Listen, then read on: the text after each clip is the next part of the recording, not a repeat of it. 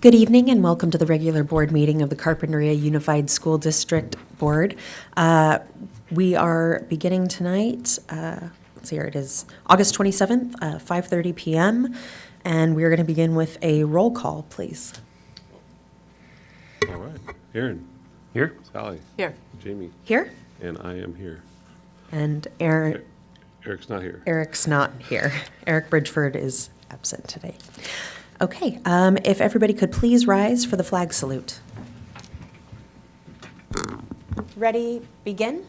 I pledge allegiance to the flag of the United States of America and to the republic for which it stands, one nation, under God, indivisible, with liberty and justice for all.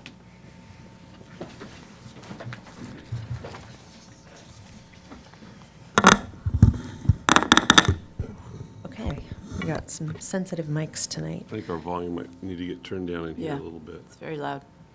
Yeah, I don't know if we can turn the interior volume down. It's really a lot higher than normal. Request for more President Diamond.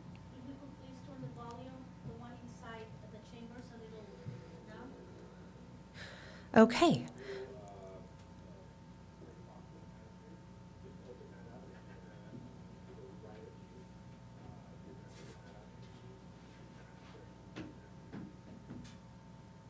I'm sorry, can you repeat which one? To the right of you, right there, yes. So open that up, and it should be the top master. It should say master on it. You can turn that down. I can come out there if need be. Okay, how about now? That's maybe a little bit more, down a little bit more.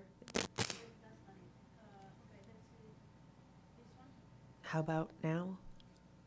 Now I can't hear them. Okay. Oh, No. interesting.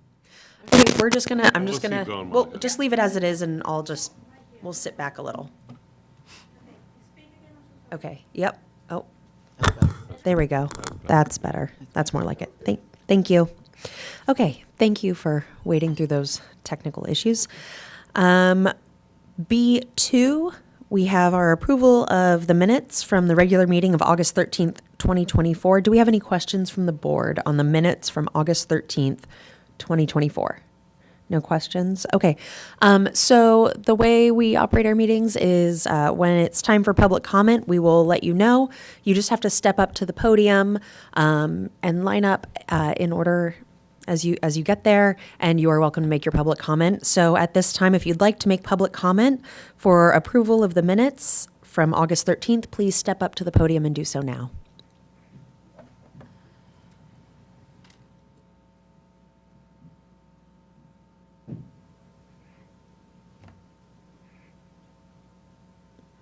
And please remember to turn on the mic so the green light is showing. Thank you. Okay, I'll begin. As you know, I serve as the employee union president. As usual, my comments are made on behalf of district faculty and support staff who elected myself and the members of the employee union leadership team to share their interests, their experiences, their questions, and their concerns. Let the minutes show that at the August 13th board meeting, union leadership commented on the district's obligations to implement a workplace violence prevention plan, as per California Senate Bill 553. The component parts of this safety plan were required to be in place by July 1, 2024. And in 1 week, that will be 2 months after the state's deadline for full implementation.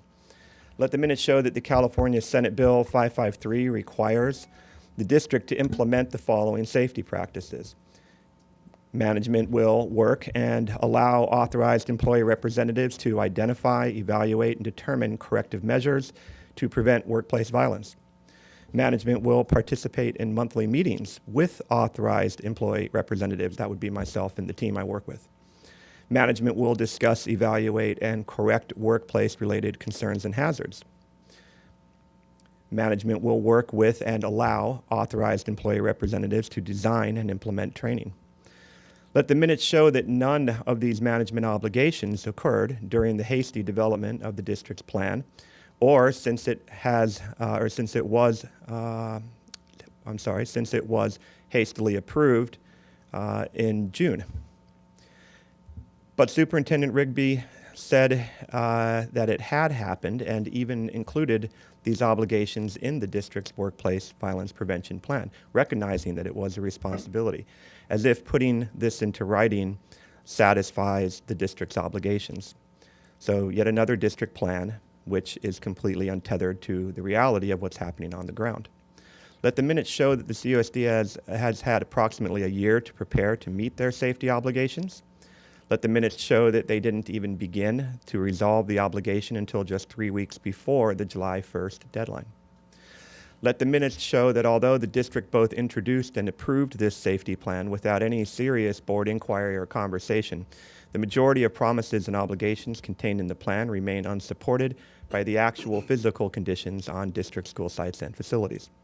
Let the minutes show that elected employee representatives reaffirm our commitment and to collaborate and inform the district's safety protocols with the experience and insights of district personnel, as we attempted to do at the last board meeting, the board meeting before that, and each of the board meetings and actually bargaining sessions throughout the 23-24 school year. But we're clearly talking to an administrative wall at this point, and the school board seems Thank you. asleep Your at the time wheel. is up. Thank you. If anybody else would like to speak on the approval of the minutes of the meeting from August 13th, please step up to the podium now. Okay, seeing none. May I get a motion to approve? I'll move to approve. I'll second. Any discussion from the board? No? Okay, all in favor? Aye. Aye. Okay, we're moving on to B3, approval of the agenda and consent agenda. Any questions from the board? Okay. We are now going to take public comment on approval of the agenda and consent agenda. Please feel free to step up to the podium at this time.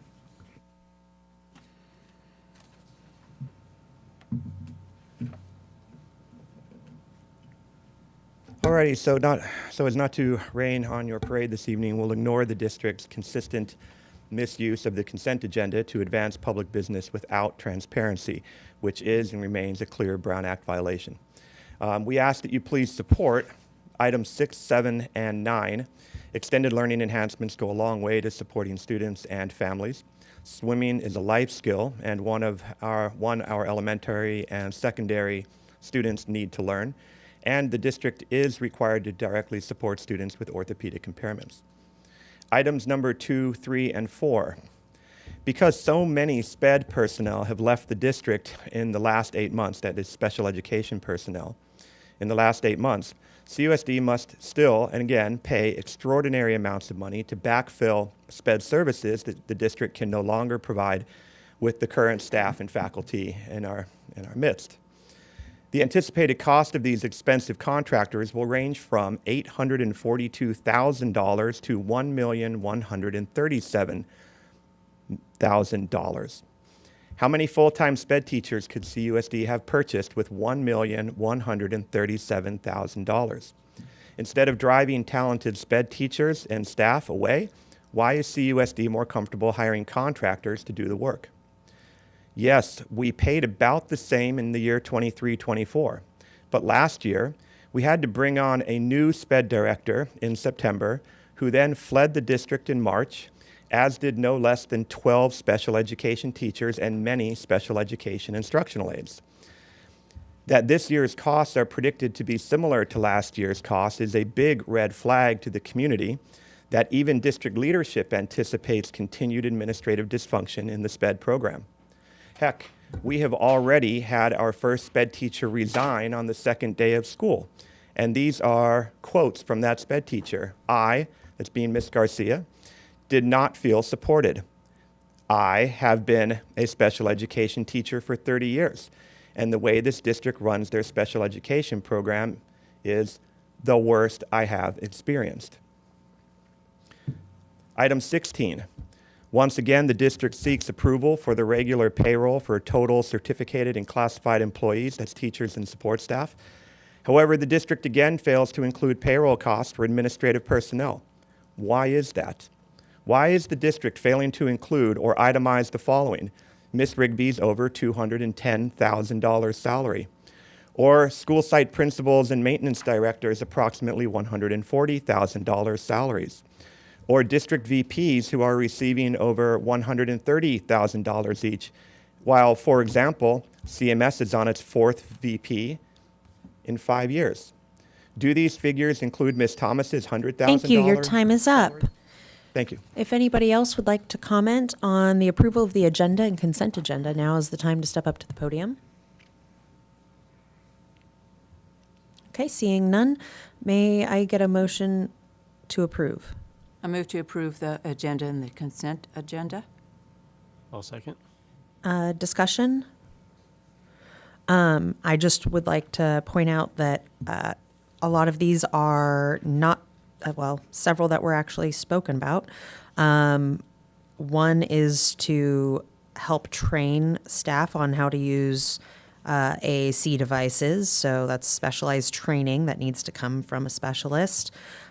We have physical therapy that is needed for a student that needs physical therapy. That's not what we as a district do on our own. We are teachers, not physical therapists. So we are hiring that out to a professional, and we are changing out our ABA company because this is what we were directed by our staff, that this is we need a better company to work with. I just want to.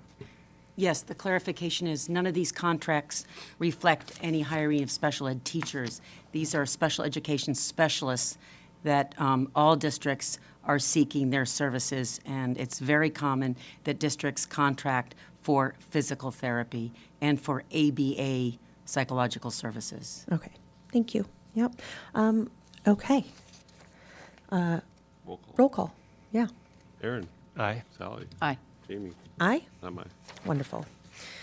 Okay, moving on to D, public interest reports and presentations. We have Carpinteria High School's FFA, Future Farmers of America, here tonight.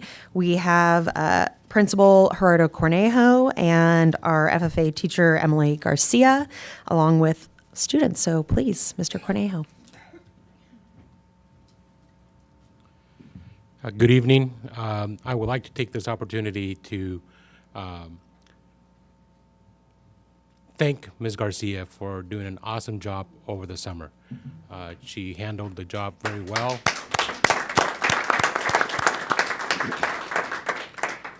And with the support of our Ag Boosters and the students, the program was very successful in the summer. And that's why we're here tonight. We want to make sure that you learn, the community learns about a wonderful program we have at Carpinteria High School, our FFA, Future Farmers of America, that I think Mr. Schaefer was one, I was one at the high school, and it is a great program. It provides a lot of leadership skills. It provides opportunity for students to become very knowledgeable of the talents that they have. And you'll hear them today. Some of them would have told you when they were freshmen that they would never be able to come to a podium like this and do a presentation. And I'm always very proud of how our students grow over the 4 years and how successful they become as they become leaders on campus. You have one of our students who will be the student representative at this board in a couple of weeks. You have students that are involved not just in FFA, but in sports and in many programs at Carpinteria High School. So I really want to take this opportunity to recognize the talented 10 young men and women that are behind me who will be showcasing with you tonight what they did in the summer, what they learned, and how FFA has made them the person that they are today. But that is not for me to tell you more. I would like to invite Ms. Emily Garcia, our FFA advisor and agriculture teacher at Carpinteria High School.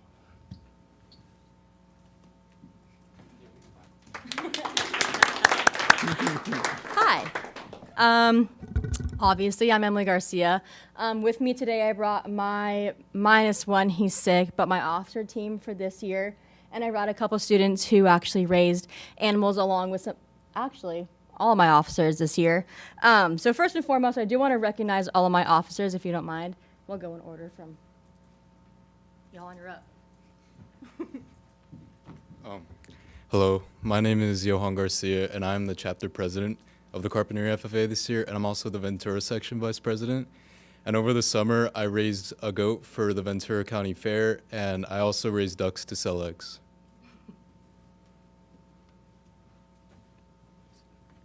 Hi, my name is Angel Pineda. I am the chapter vice president, and I am also the South Coast Region treasurer. This summer, I did not have the chance to raise an animal, but I did get to see all these students grow, and a lot of these students went to their third year and second year into raising animals, and I saw each of them grow throughout the summer.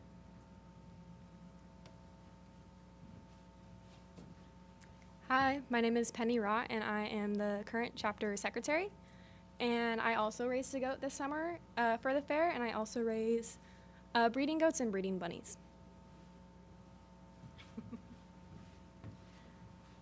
Hi, I'm Taylor Tremblay, and I'm this year's treasurer. And over the summer, I raised a goat, and I won grand champion. She won Supreme Grand Champion and FFA Showman and Master Showman. Don't short yourself. Hello, my name is Leilani Ibarra, and I am this year's 2024-2025 chapter reporter. And this is my second year raising a market pig for the Ventura County Fair. Hi, my name is Miguel, and I am your 2024-2025 chapter parliamentarian. This was my second year raising a market pig. Unfortunately, this year my pig did not make weight, but me and Garcia are trying to figure out like what to do with her so far, but yeah.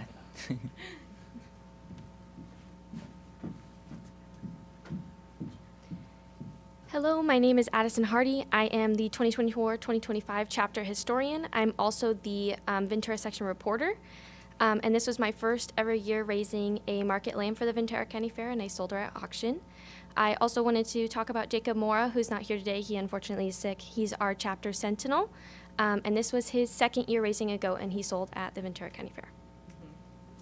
On top of that, though, I do want to show other students who are not just fully involved on my officer team. I do have another 3. You guys can all come up at the same time if you want.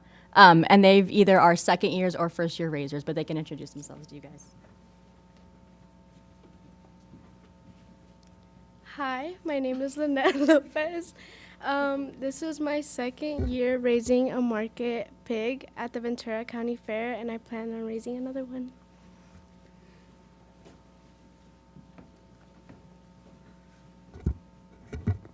Hello, my name is Ismael. This was my first year raising a goat for the Ventura County Fair.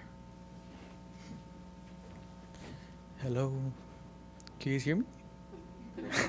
Oh, hello to you guys all. My name is Daniel Gutierrez, and the past summer it was my second year raising a market pig for the Ventura County Fair. I did take 29 students this year to the Ventura County Fair. We did not beat our record last year. I think we had a 42 that we took in, but this year I was a one-man team, so I'll take it. Though in terms of the fair, we did have the 29. We did have within the 11 divisions that we did compete in with market and showmanship. We did make the final cut for 10 of the 11, which is a huge accomplishment for me. Again, we had Miss Taylor, and she told me she wants to sweep the fair this year, so we did. And she's coming back for next year. On top of that, though, just a little rundown of what I hope you guys to see this year.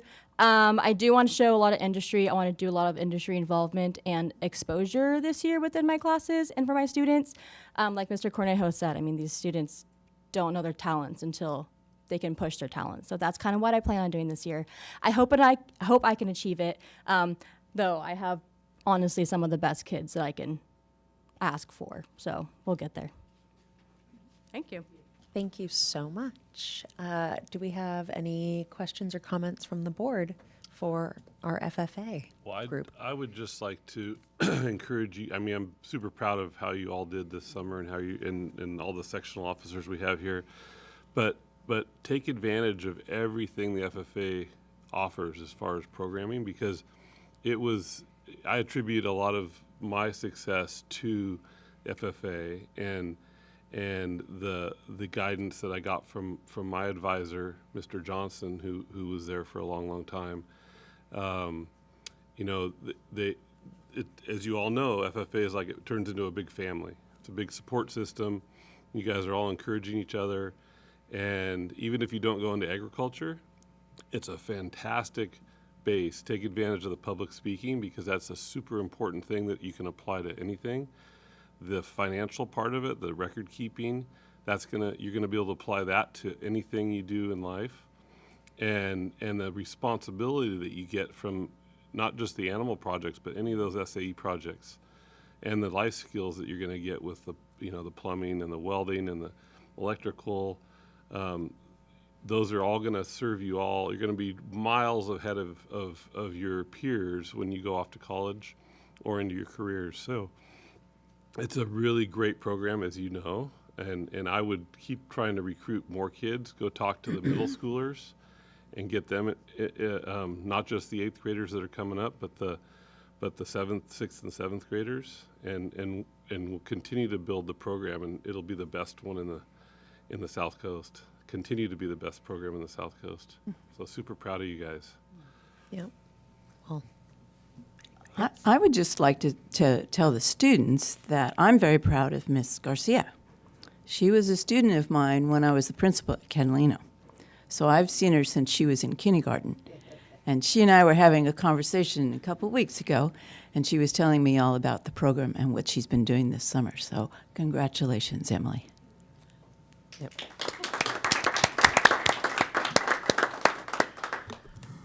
Thank you, FFA. We really appreciate you coming here this evening and taking some time to share with us. And Ms. Garcia, we are absolutely impressed with what you did this summer. So we're here to support you, all of you.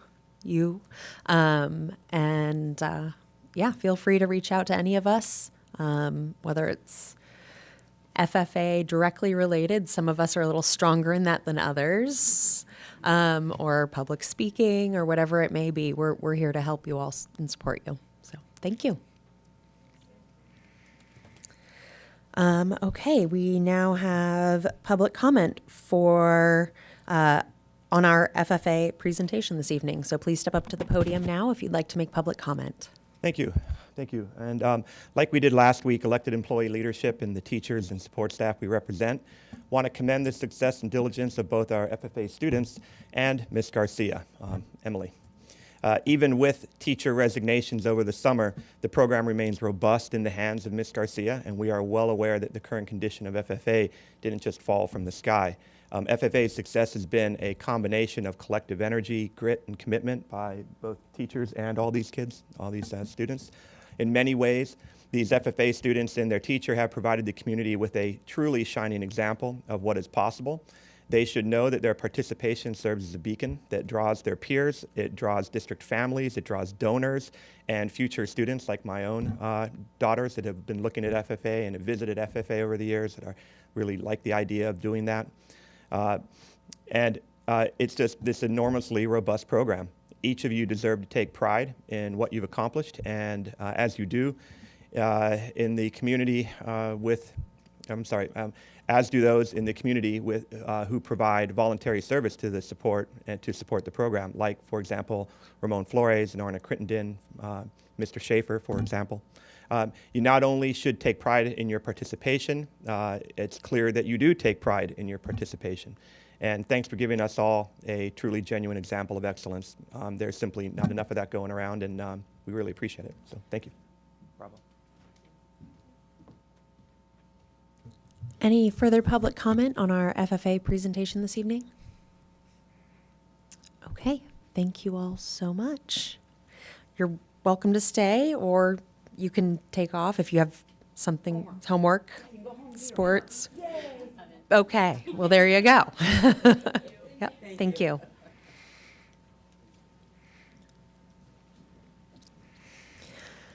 Okay. We are now going to move on to our superintendent's report. Thank you. Tonight, I'd like to begin by recognizing our CUSD employees, students, and families for a very smooth opening for the 24-25 school year last Thursday. We were ready to greet 1,937 students. Our CHS held 9th grade student orientation with the Warrior Crew last Tuesday, August 20th, and CMS held their grade 6 student orientation on Wednesday, August 21st. Both of our elementary schools held meet and greet with popsicles last Wednesday afternoon. Our enrollment summary indicates that we have 1,937 students, which is 26 more than last year at this time. Measure U. That's our biggest news. The Catalina Learning Center project continued with waterproofing of the building foundation. Soil export, backfill, and compaction were also completed at the foundation perimeter. But the highlight is the modular building, which composed of 5 huge units with a huge crane. They were set today. It was very exciting. Started at 6 o'clock this morning. Yes, so very exciting. So now they'll weld and they will complete the exterior flashing and continue with the project site work. So it's very exciting. The Aliso TK Kindergarten Classroom Building Project remains in the construction documents phase of services, and we're working with the local permitting process at this time. Thanks.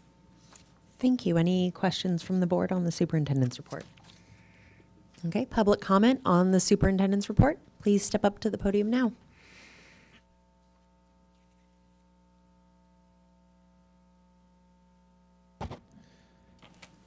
Thank you. Regarding Ms. Rigby's appreciation for CUSD employees, students, and families who supported a smooth opening are certainly deserved. Many served in important roles that influenced what went right, and union leadership appreciates those employees, students, and families as well. It's certainly appropriate to celebrate successes where they exist, but we shouldn't stop there. It's also important to identify opportunities for improvement and stay laser focused on how we can do just that, improve over time. To that end, union leadership received reports from select district school sites in regard to the absence of some of the most basic instructional supplies required to deliver quality lessons and coursework at the start of the year. For example, an adequate number of functioning copiers or paper, literally just paper at 2 school sites, and other routine supply orders.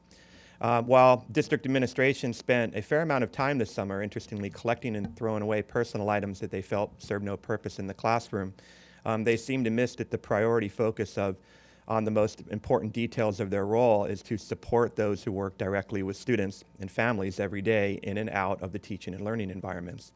Maybe next year or even before the end of this one, district administration can focus on how to deliver those critical resources that faculty and support staff request at the beginning of the summer, that some of them just arriving this week. Of course, some school sites did much better than others. CHS and Aliso serve as shining examples of what went well, but maintenance, Catalino, and the middle school's administrators seemed awfully distracted with the demonstration of their authority and who is in charge, instead of actually using their authority to support the mission. Regarding enrollment, union leadership is pleased to recognize that in some areas, the long trend of declining enrollment under Ms. Rigby's leadership may be stemmed. If the district's enrollment projections are correct, CUSD has begun the 24-25 school year with 26 more students than last year. That reflects a 1.3% increase in student enrollment. Examining declining enrollment closer, we're compelled to mention that after Ms. Pursoon's leadership at Catalino Elementary, the school has experienced a 5th straight year of declining enrollment. The union has already shared concerns tied to the programmatic changes in management style Ms. Pursoon has and continues to pursue. Administrative actions that directly correlate with that 5-year declining enrollment trend. Now that Principal Pursoon has been pulled from Catalino and transferred to CMS, we ask district leadership to more closely monitor her ability to maintain the student population currently at the middle school. The high school's ability to provide more robust programs and course offerings, both athletic and academic, is somewhat contingent on keeping those middle school families in the system. And lastly, we inquire upon why or when the CUSD will survey the community to better understand why so many children who live in the district's boundaries are not enrolled in the district. It would do us well to better understand the decisions of our neighbors and peers. Thank you. Your who time is up. intentionally choose to If pay anybody for else their would like children's to make a education. Thank comment you. on the superintendent's report, please feel free to step up to the podium at this time.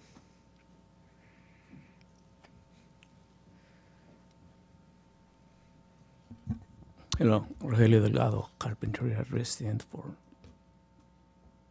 many years. I listened to your superintendent report, and I think that I didn't hear your goals for this academic years. What changes are you making to improve GPA in general? About new programs for special ed students, Hispanic students, for example, and that's my concern. Like it's the beginning of the year, and it's all right to look for goals, set up goals, and achieve them throughout the academic year. For example, yes, it was great that we have 26 more students. That's okay. What about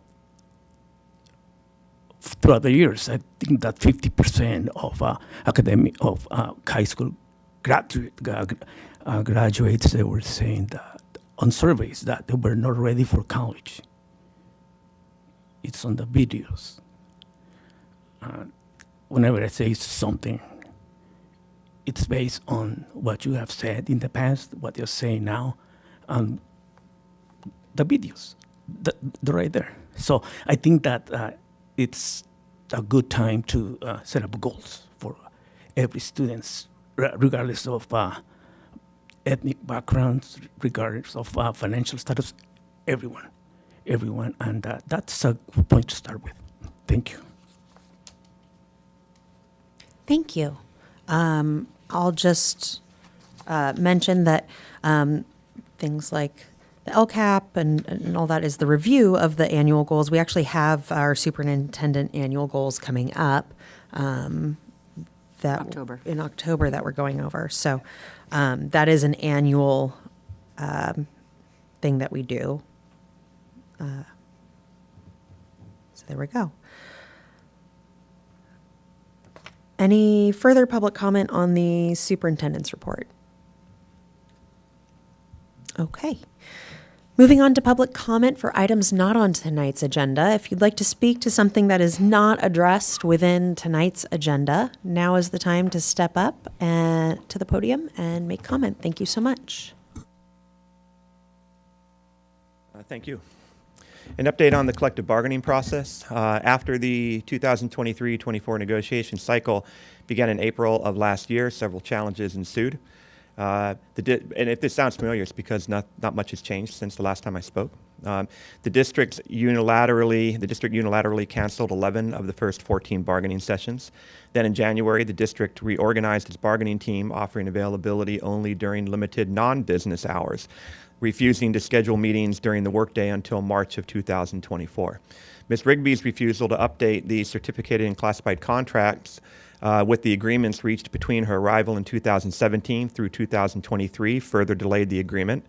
And throughout the first 12 months of the bargaining cycle, the district not only rejected each and every one of the over 100 proposed employee contract improvements, including every proposed safety improvement, CUSD also refused to provide any explanation for their rejections until May of 2024, well over a year after the process began. The district's response to legal information requests was lethargic, incomplete, and/or non-existent at times, further complicating our ability to reach agreements based on realistic and accurate data. Seems like the district was gunning for impasse, to be honest. Employee leaders declared impasse in June, though, when it was abundantly clear that the district was not taking either the process or employees' contract proposals seriously. And after clarifying what had occurred, the California Public Employment Relations Board confirmed our impasse request within days. Meanwhile, during the same period of time, district leadership approved not one, but two salary increases for themselves, amounting to 10 to 12%, while offering district teachers and support staff 2% in that same period of time. Throughout the summer, union leadership offered and scheduled dates for the required impasse mediation sessions, hoping to resolve impasse before students and families returned to school just last week. Unfortunately, the district canceled scheduled meetings and then alleged, even in the summer, that CUSD had no space or room available to meet with employee union leaders and the state mediator. Get that, no space on any district campus, 5 school sites, 3 facilities all summer long. Employee leadership then confirmed it is available for meeting dates offered by the mediator on September 17th or 19th, but the district has not responded to employees on that topic since late July. It appears the district is determined to use the potential for disruption to the daily schedule of our district families, as well as disruption to the teaching and learning environment as a bargaining chip going forward. That's unfortunate. Hoping to avoid such disruption, we ask district employees and community members to support all efforts to better inform district leadership about how that would work and about how resolving employees' needs will help to ensure the mental, physical, and emotional well-being of the district students and district families this school year. Thank you. Any further public comment for items not on this evening's agenda? Please step up to the podium. Thank you. Hi, I'm a parent at Canalino and Carpinteria Middle School. Ms. Pursoon had sent a message saying you guys are voting on the cell phone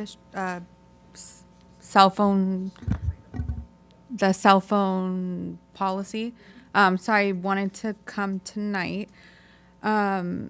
Cell phones play an essential role in student safety, although phones will be in the office for emergency situations. Sorry, that is on the agenda tonight. Okay. This is for public comment for items that are not on the agenda. Okay, so wait until So then? wait until that. That's It's literally the next item.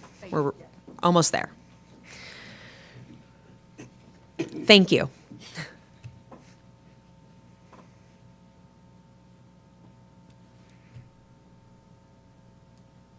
Are you looking for public comment for items not on the agenda? Okay, well, here we go. Thank you, Rogelio Delgado. I think you just turned the microphone off.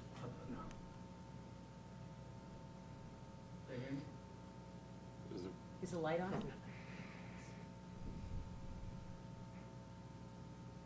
Yeah, how about now? There we go. Okay. Yep. Sorry about that. That's okay. Talked to the council members and the mayor last night, and this is what I told them, and it basically applies to board members as well. We know that right now there's 4 of you, but there's 5. We got the superintendent. We know how you think, because we show up at board meetings. But people out there need to know about you, how you think about situations. For example, talk to families, English or non-English speaking. Go with an interpreter. I volunteer to go with you anytime, any day, and talk to them. What are your concerns about education? About any problems that may affect your child's education? For example, do you have a housing problem? Meaning, where do you live? I mean, people, are they living with you? What are your problems that your GPA is not as it should be? Talk to them. That's the way you can know exactly what students, what families are going through. Sending emails or not leaving your comfort zone does not help. You have to leave your comfort zone. Meaning, if you happen to run into a parent who don't speak English, believe me, there's a lot.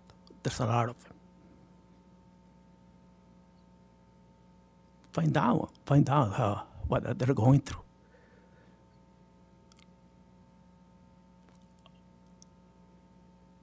Do you have a budget problem? Do they, you know what I mean? Thank you. Your time is up. That's what I meant. Thank you. Any further? Oh, we got one more here. Good evening, Julie Sigwart, former parent that my son went through all the grades.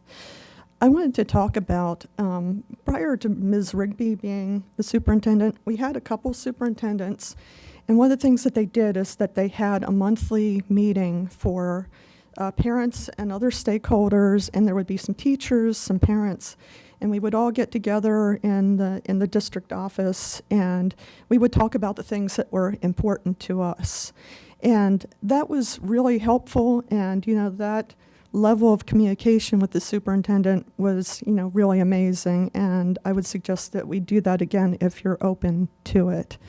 I have a lot of concerns about going into this year. I heard that there is another special ed teacher who just resigned, and we've had a huge amount of churn. By the way, Jamie, my offer to write letters for special ed still out there. I still want to help wherever I can.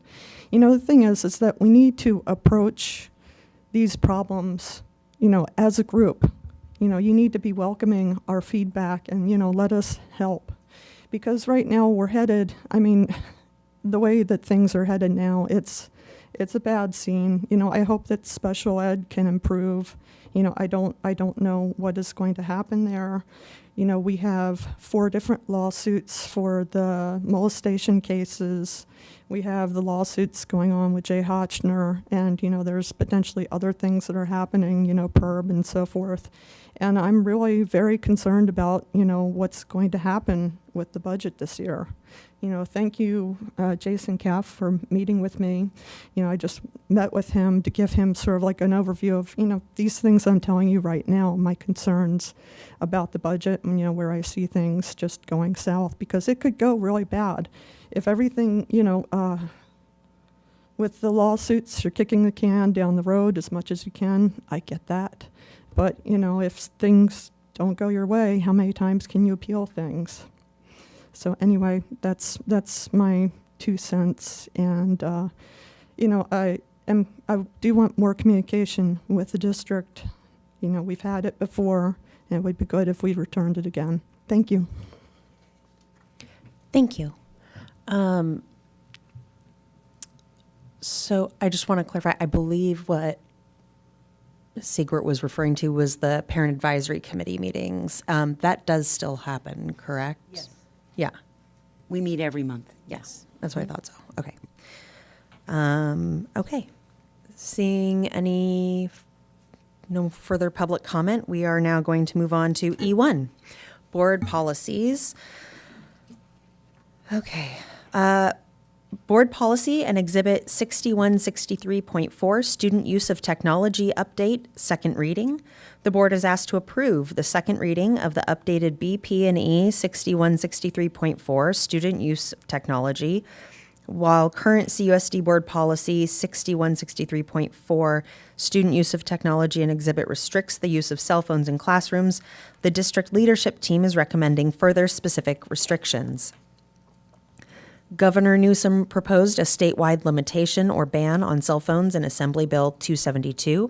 However, there has been no further action due to mixed support.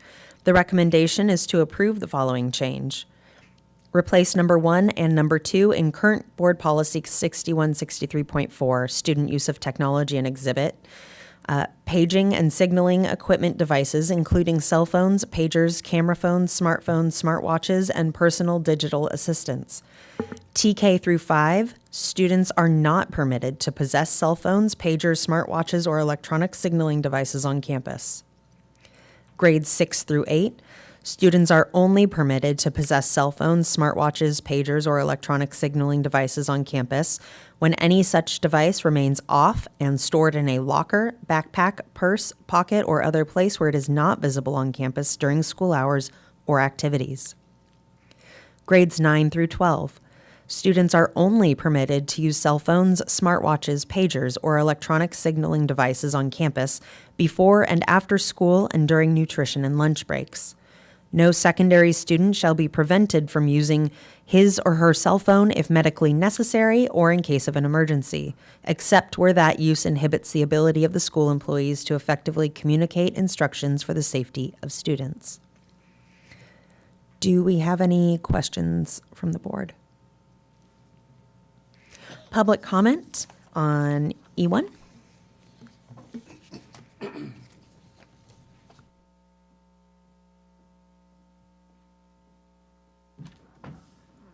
Cell phones play an essential role in student safety. Although phones will be in the office for emergency situations, how can 439 students be able to access the phone at once? In an emergency situation, having the ability to quickly contact family members or access emergency services is vital. Banning cell phones from school grounds could leave students without critical means of communication during school times, potentially compromising their safety. An outright ban on cell phone use is overly controlling, disregards the ability of the students to manage their devices responsibly. It also oversteps parental rights by removing a tool that parents may consider essential for their child's safety and communication. Instead of taking such a drastic step, we should focus on guiding responsible usage. Schools have the opportunity to develop clear policies and educational programs that teach students how to use their devices appropriately. For example, the Santa Barbara School District has implemented a cell phone hotel. I just brought a picture just so you can see it goes in every classroom. This method minimizes classroom distractions while still allowing phones to be accessible when needed. Their code of conduct also includes clear guidelines on when and how phones can be used, emphasizing respect and responsibility. Maintaining cell phones on school property is crucial for safety and respects the role of parents in their child's lives. Effective solutions should address these concerns without resorting to overly restrictive measures that overstep the parents' rights. Thank you. And I'm sorry, your name again? I'm a parent at Catalino and middle school. Okay. Parent? Sorry, say that again. Daria. Daria, I just didn't know how to address you. Sorry. Okay. Hi, Daria. I just want to say, so students at middle school, I just want to be clear, are still allowed to have the devices on campus. They aren't left in the office. No. Locked away Just in their backpack. in your backpack or your pocket even, locker, and turned off. It's not permitted to possess is at the elementary school level. And that is in line with, well, let me start with the hotels from the presentation and what I've heard from Mr. Cornejo and others is a lot of students started bringing essentially a fake phone and putting it in the hotel and then keeping their real phone and actually still using that. So the district has had phone policies, but I just want to, I appreciate you coming and talking, but there have been a lot of steps before this. So I'd be happy to talk with you more. But So it's my worry is like the teachers can record. Like if a teacher recorded my son without his permission, and then he went to record her, and she said that he was harassing her. So it's just they don't have any protection for themselves. That's my concern. But a staff can, and I don't think that's fair. Students don't have that same right. I'm not. Okay. Oh, I have. It doesn't go anywhere. She's useless. Okay. Ms. Pursoon is. So I just wanted to address what I had heard, a couple of the issues. I understand what you're saying. I'm hearing you. And I appreciate you coming and commenting this evening. Thank you. Any further public comment on E1?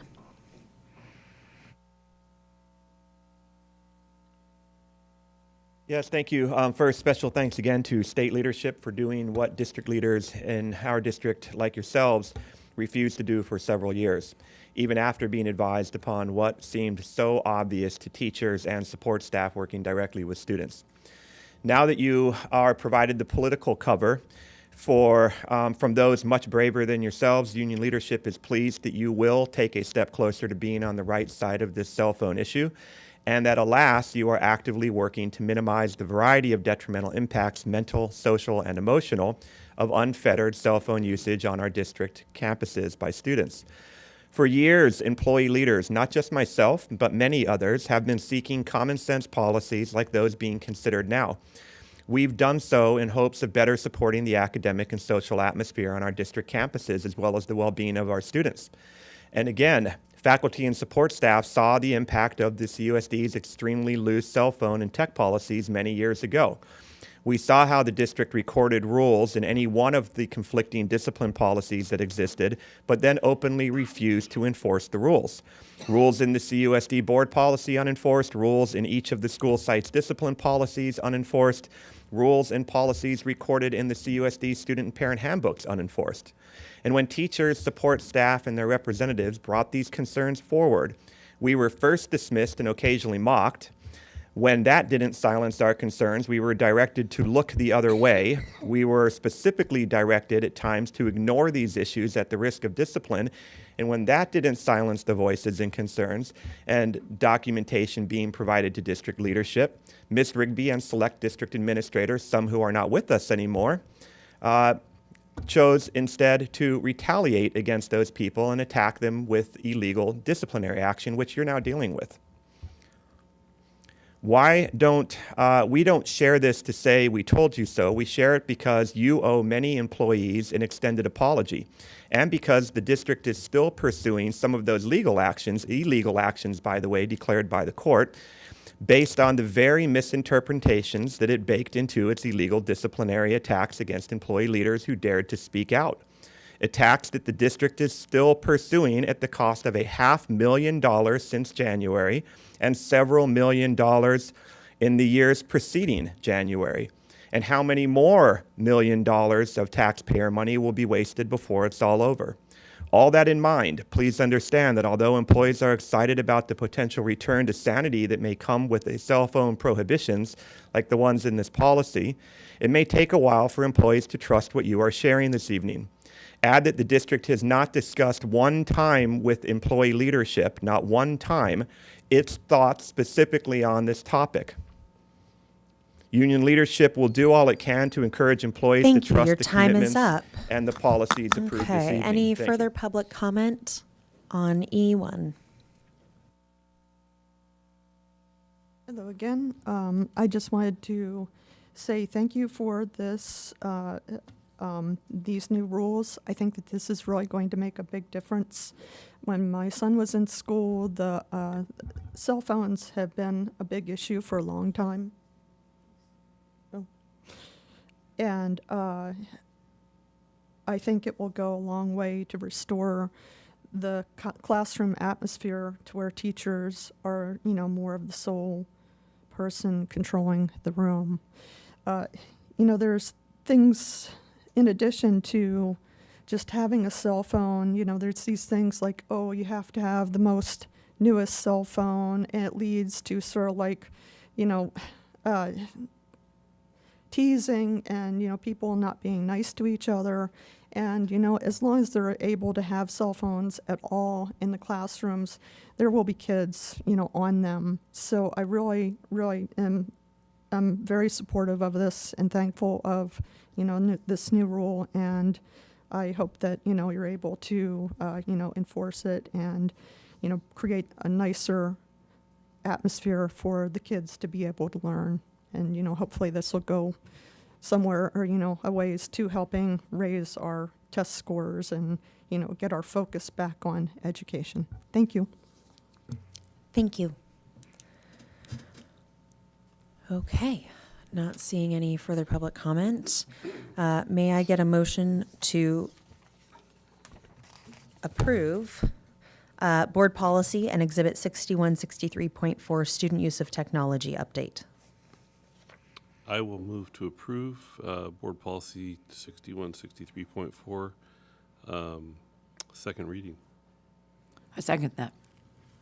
All in favor? Aye. Aye. Okay. Moving on to F1, Board Policy Title IX Special Packet Updates by CSBA, and I'm going to once again go over the title here. In April of 24, the U.S. Department of Education released revised regulations which support the implementation of Title IX, a federal law prohibiting sex discrimination in publicly funded education programs and activities. CSBA released a special update packet to ensure compliance with these important revised regulations. The following board policies, administrative regulations, and exhibits are part of that package. We will be updating all the different BPs, ARs, and Es included in these CSBA revised regulations.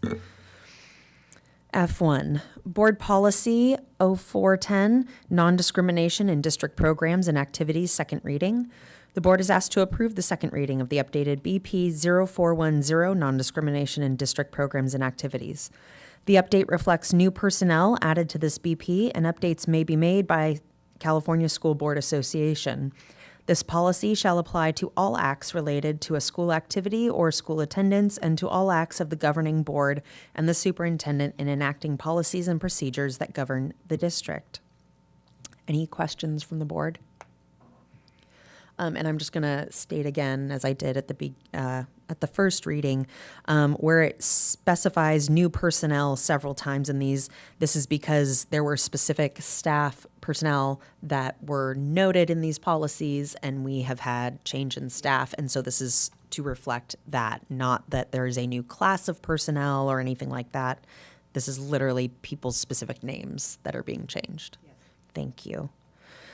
Okay, public comment on F1.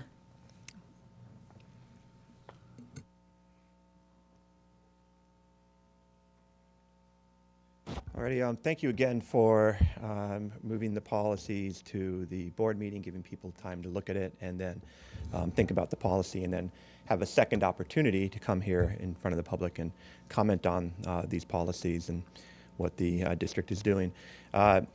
The policy itself looks solid. The change certainly to Mr. Caff and other names on policies makes sense as well.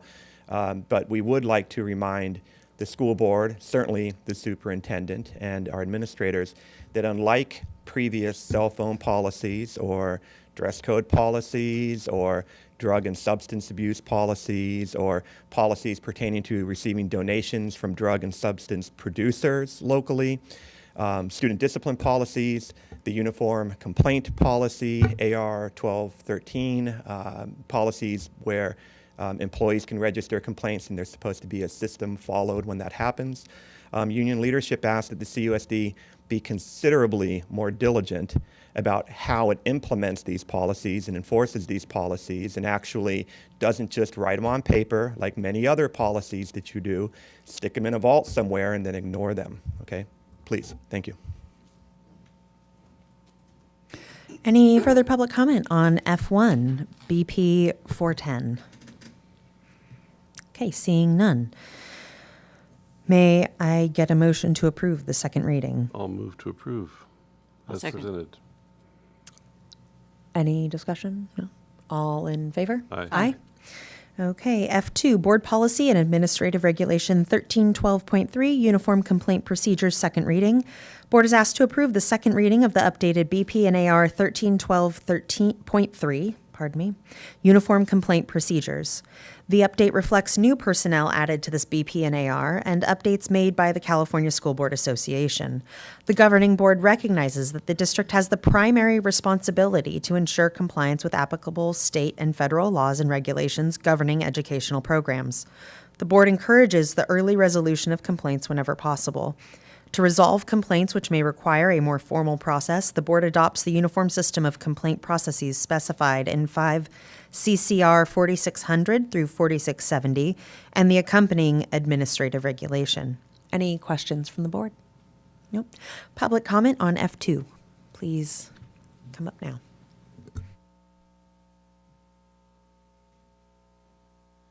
Alrighty, so not to beat a dead horse, but the adherence to the policies that govern the boundaries between what the district can do, what students and families can do, what employees can do, what the community and community involvement is permitted. This is critical to the way a school district is run. So we're going to reiterate again to make sure it's heard. We know that sometimes we see on your laptops or on your cell phones not paying a lot of attention to what we're saying here. So again, unlike cell phone policies, unlike dress code policies that go unenforced, unlike some of the drug and substance policies that go unenforced, unlike the receiving of donations, board policies that cover the receiving of donations from drug and substance producers, unlike student discipline policies at times, certainly unlike the complaint procedure policies entitled to district employees and parents, unlike many of the safety policies, unlike the workplace violence prevention plan policy that we spoke to earlier in the meeting today, union leadership asked that the CUSD be considerably more diligent with the implementation and the fidelity and the diligence to what that policy actually says, and that it doesn't just get written down on paper where we wave it around at a board meeting and celebrate and act like we're getting a lot done, and then we file it in a vault somewhere and it never gets looked at again. Okay? We remind you and the community that earlier this meeting at the approval of minutes, we clearly spoke to how this happens, and we encourage you to go back and listen to that, because that same process that the district engages in routinely under Ms. Rigby and under your leadership happens on policy after policy after policy in this district. Thank you.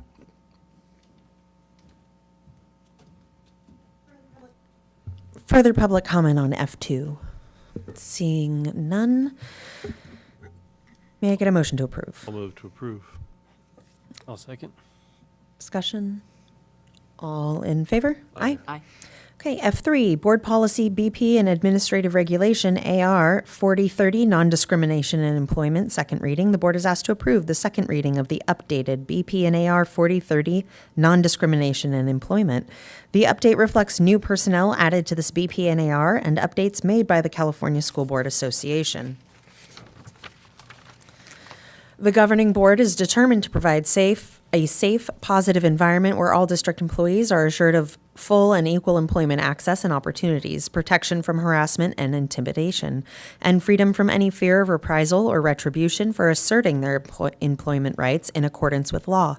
For purposes of this policy, employees include job applicants, interns, volunteers, and persons who contracted with the district to provide services as applicable. Any questions from the board? Okay. Public comment on F3.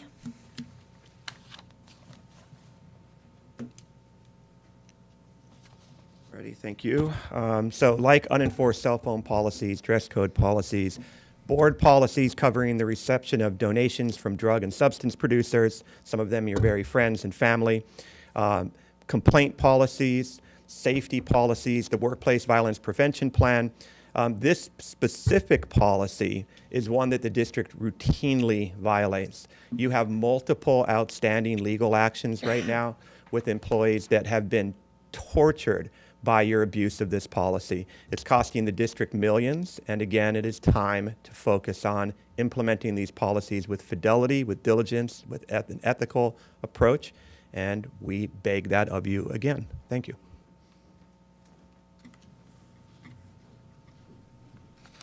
Any further public comment on F3? Not seeing any. May I get a motion to approve? I move to approve Board Policy BP and Administrative Regulation AR 4030. Second. Any discussion? All in favor? Aye. F4, Board Policy BP and Administrative Regulation AR 4119.11, Sex Discrimination and Sex-Based Harassment Update, second reading. The board is asked to approve the second reading of the updated BP and AR 4119.11, Sex Discrimination and Sex-Based Harassment. The update reflects new personnel added to this regulation and updates made by the California School Board Association. The following policy shall apply to all district employees, interns, volunteers, contractors, job applicants, and other persons within an employment relationship with the district. The governing board is committed to providing a safe work environment that is free of discrimination, harassment, and intimidation. The board prohibits sex discrimination, including sex-based harassment, as defined in the accompanying administrative regulation, in district programs and activities by and against district employees. Any questions from the board? Okay, public comment on F4.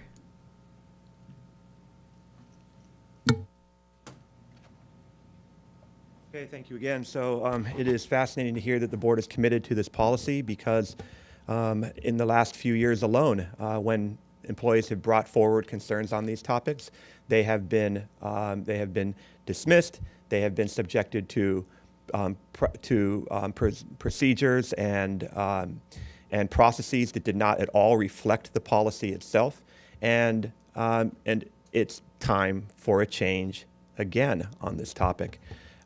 If you indeed are committed to this policy, we ask that you familiarize yourself with it a little more, and then you hold administrators like Ms. Rigby more accountable to making sure that these policies are indeed followed and not just recorded, waved around at board meetings, and then tucked away in a bureau or a file somewhere to be ignored.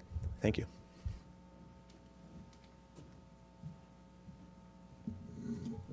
Any further public comment on F4? Yeah, I just have a question. I haven't been able to, look at the attachments and so forth. So forgive me if I, if I'm asking a silly question. How the attachments, I assume that those were the policy itself. What were the three attachments? The one is the new policy. Okay. One is just the board, is the CSUA, our board policy as it exists now. Okay. And then the third one is the agenda item on the topic of basically the agenda item as it's laid out on this written agenda. Okay. My question then to the board and to the superintendent is how do you see this this policy being enacted and enforced? Well, it's an existing policy. It's just being updated. It's an existing policy. Yeah, these are all the existing policies. Okay. They're just coming into alignment with Title IX. Okay. So these are all basically Title IX related policies that are being updated to reflect the current state of the law. Got it. Thank you so much. Yep. Thank you. Okay. Okay. Not seeing any further motion to public comment. approve. Okay. As presented. Great. Motion to approve, and I'll second. we got Aaron on the second, I think, for the record. Discussion? Okay. All in favor? Aye. F5, Administrative Regulation and Exhibit 4119.12, Title IX Sex Discrimination and Sex-Based Harassment Complaint Procedures Update, second reading. The board is asked to approve the second reading of the updated AR&E 4119.12, Title IX Sex Discrimination and Sex-Based Harassment Complaint Procedures. The update reflects new personnel added to this exhibit and updates made by the California School Board Association. The complaint procedures described in this administrative regulation shall be used to address any complaint governed by Title IX of the Education Amendments of 1972, alleging that a district employee, while in an education program or activity, was subjected to conduct on or after August 1st, 2024, including but not limited to conduct that is under the authority of the district that constitutes sex discrimination, including sex-based harassment. For conduct that occurred prior to this date, the district should utilize its policies in place at that time the alleged sex discrimination, including sex-based harassment, occurred, so long as they are in accordance with the applicable statutes and regulations. Questions from the board? Okay, public comment on F5.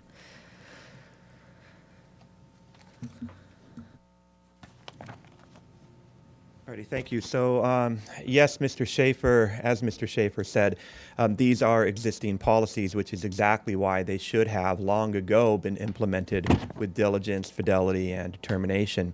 That they existed before does not answer the question that Ms. Sigwart politely asked and then politely demurred to when she went back to her seat without demanding an answer.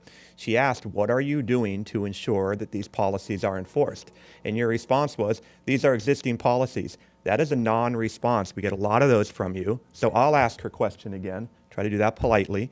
What are you doing to ensure that these policies are being properly enforced?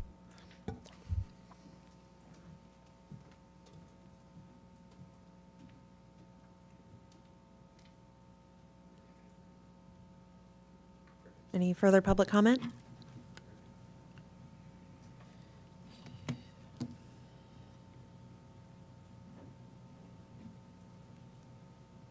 Rogelio Delgado, Carpinteria resident. Just a quick update or statement. Back in 2018, we had a committee that updated all of these sex discrimination policies. They were amended, the existing policies, and new policies were approved back in 2018. And so there's a record that they were amended. You were there, Diana. Marine Coughlin was there. 3 of us, months of reviewing all policies and updating them. So this was done back in 2018 and for enforcement. Again, for enforcement. Thank you.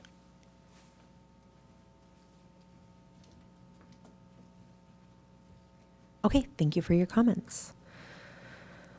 Not seeing any further public comment, may I please get a motion to approve F5 AR and E 4119.12, second reading. I'll move to approve. I'll second. Okay.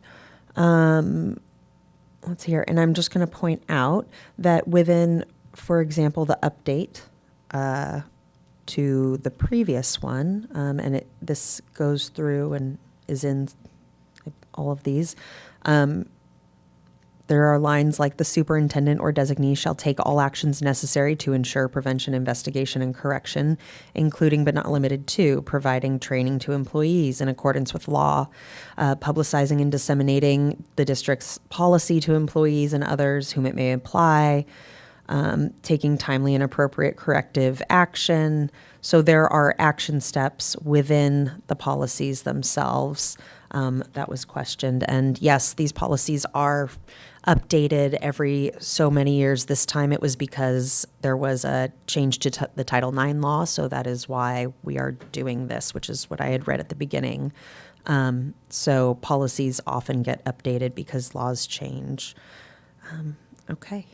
All in favor? Aye. Aye. Moving on to F6. Board Policy and Administrative Regulation 5145.3, Non-Discrimination Harassment Update, second reading. The board is asked to approve the second reading of the updated 5145.3 Non-Discrimination Harassment. The update reflects new personnel added to this BP and AR and updates made by the California School Board Association.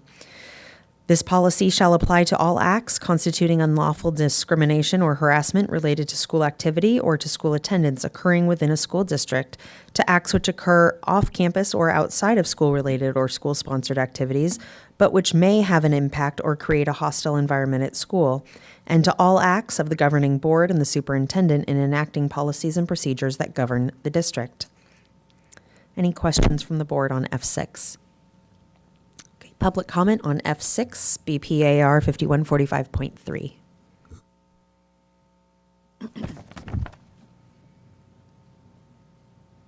So on this policy, as with the others, I'd like to take the opportunity to remind the board that district board members have the opportunity to politely respond to public comments if they see fit. And if they do not wish to engage directly with the public speakers, nothing prevents the board from engaging in a discussion on the basis of the questions that it receives. For example, you were asked, what is it you're doing to enforce and ensure that these policies are properly enforced? You might say to yourself, that really is out of our sphere of influence. That's on the shoulders of Ms. Rigby. And that may be true. However, nothing prevents you from then asking Ms. Rigby questions. Uniquely, you have Ms. Rigby sitting at the board dais with you, which is rare. Usually a superintendent sits off to the side. But you have Ms. Rigby with you. And so, wherever she was in the room, to be honest, you could be asking her questions to seek the clarity that the public is requesting. Nothing's preventing you from that. So your silence is an answer. Okay? Thank you.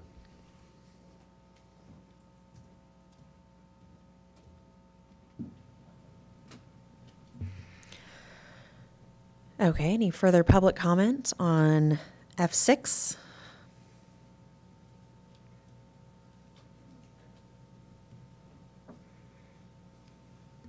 Rogelio Delgado, Carpinteria resident. Okay, so all of these rules, regulations, updates comes to this.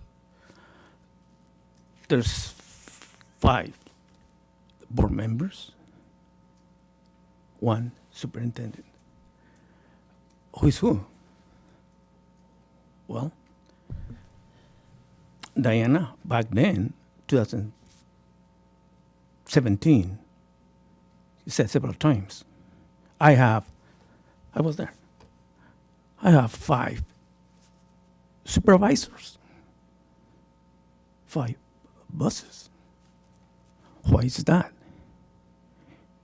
Because 5 board members elected. Diana Rigby as superintendent. So the superintendent reports to the board. Hold on. Hold on. Yeah. Is it for this specific policy? No. What we're talking about is, I need to us back because Yeah, well, this is all about. This is about this control. specific Yeah, policy. correct. Yeah, this policy and all of the agenda. This is Your public comment right now is to be directed specifically Yes. to F6, non-discrimination and harassment Correct. update. Correct. So I just want to make sure that that's what we're talking about right now. Yes. Okay, thank you. You have to do it together, the 5 of you, knowing that you elected a superintendent. So the superintendent should report to you, not the other. You got the wrong concept. You got the other. You have it the other way around.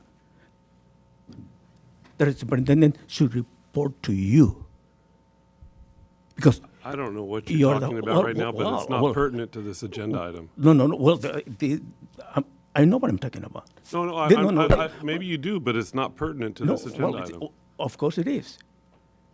Of course, this policy and all of the other ones have to deal with who is who regarding power. And this is what I mean.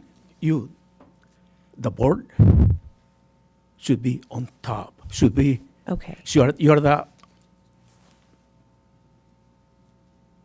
boss of Superintendent Rigby. That's not what this policy. You hired superintendent, the board. Actually, you did. Yes, of course. I'm talking in the general sense. Sorry, I'm General just, your comment needs to be about this specific item, and it's Yes, not. Well, it's about who is who. That's not what this item is about. Thank you. Thank you. Okay. Any further comment on F6? Not seeing any. May I get a motion to approve F6, Board Policy and Administrative Regulation 5145.3, Non-Discrimination and Harassment Update, second reading? I'll move to approve. I'll second. Discussion? Okay. All in favor? Aye. F7, Board Policy and Administrative Regulation 5145.7, Sex Discrimination and Sex-Based Harassment Updates, second reading. The board is asked to approve the second reading of the updated 5145.7 Sex Discrimination and Sex-Based Harassment.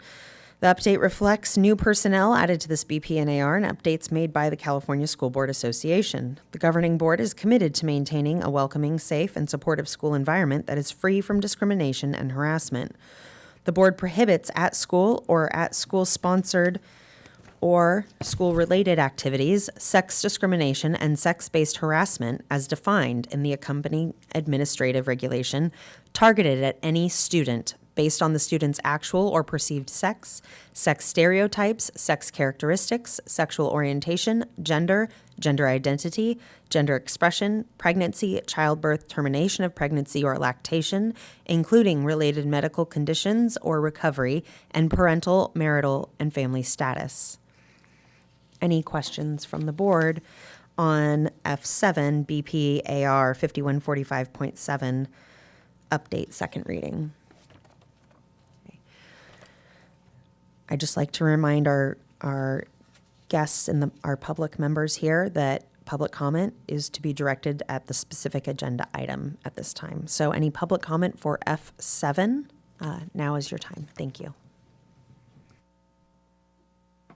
Thank you. As usual, we will continue to direct these towards the specific policies, but that they apply to that the comments apply to the other policies does not discredit or make it possible for the school board to shut people down from speaking because the comments they make about one policy apply to others. Mr. Delgado was speaking to the policy, and he was also speaking to the application to the other policies. Nonetheless, on this policy here, you mentioned a very important point. You mentioned the concept of people not being harassed and people being supported in regard to lactation. The district is required, you should read this specific section in your own policy and then read it in federal law as well. The district is required to provide a place where lactating mothers can take care of that while they're at work. They're required to provide time for that. We have had several instances where mothers returning from leave have been extremely challenged to find where is that place on campus. It's supposed to be posted. It's supposed to be clear. That's not happening. Yet another example of the district having policies. And some of these policies are great policies, by the way. We applaud your policies in writing, but we do not applaud your implementation that lacks diligence and fidelity. So once again, please look into that and ask yourselves and answer the question, how are you making sure that these policies are enforced? You're the highest level of oversight in this district, yet none of you could answer that question. Thank you.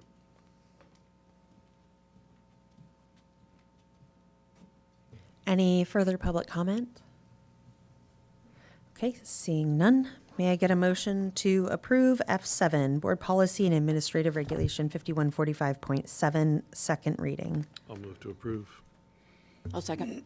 Any discussion from the board? Okay, all in favor? Aye. Aye. F8, Administrative Regulation and Exhibit 5145.71, Title IX Sex Discrimination and Sex-Based Harassment Complaint Procedures Update, second reading. The board is asked to approve the second reading of the updated AR&E 5145.71, Title IX Sex Discrimination and Sex-Based Harassment Complaint Procedures. The update reflects new personnel added to this AR&E and updates made by the California School Board Association. The complaint procedures described in this administrative regulation shall be used to address any complaint governed by Title IX of the Educational Amendments of 1972, alleging that a district student, while in an education program or activity, was subjected to conduct on or after August 1, 2024, including but not limited to conduct that is under the authority of the district that constitutes sex discrimination, including sex-based harassment.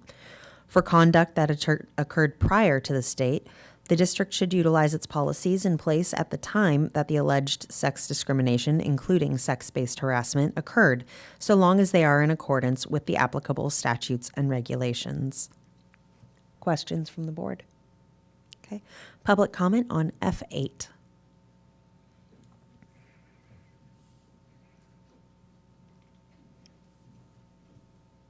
Okay, so union leadership is compelled to use this last opportunity to again clarify that the district really is doing a very poor job enforcing and implementing these policies, and that it does so as it does with many other policies that the district has. You've heard this from us on many occasions. You've heard this from us because it is what's happening. There are a variety of policies and plans and procedures and protocols that sound great on paper, yet there is no fidelity and diligence to those policies, plans, and procedures. I assure you, no one is more tired of hearing my voice up at this podium than I am, okay? I get it. And I and our union leadership team would not be here speaking to you about this had the district not been doing such a miserable job resolving these issues. So again, we come forward and we ask you, can you do a better job with the unenforced cell phone policies? Can you do a better job with the unenforced dress code policies? Can you do a better job with the unenforced board policies on donations from drug and substance producers?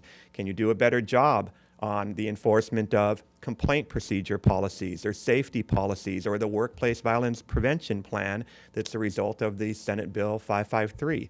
Can you do a better job on the lactation policies? Okay, if you think that your job as board members is to come up here and smile and read things that you're given by the superintendent without looking into them, without discussing them, without asking questions, you fundamentally misunderstand your role as board members.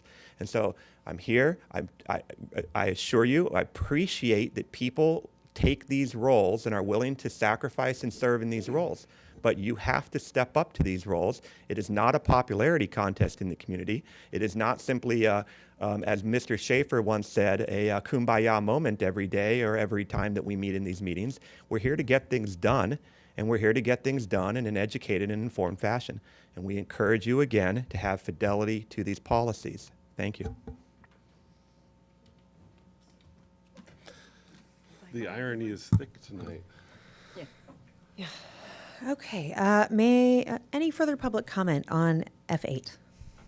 Okay, seeing none, may I get a motion to approve F8 Administrative Regulation and Exhibit 5145.71, second reading.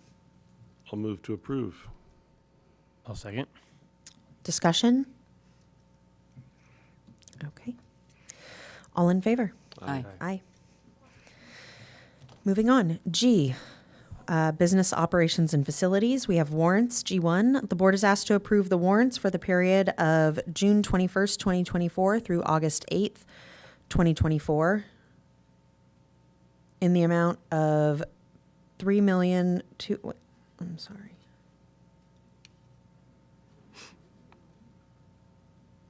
$3,291,000. No, I got it. Oh, Hang you on. do. Sorry, I was just, there's a typo on the printed version here is all.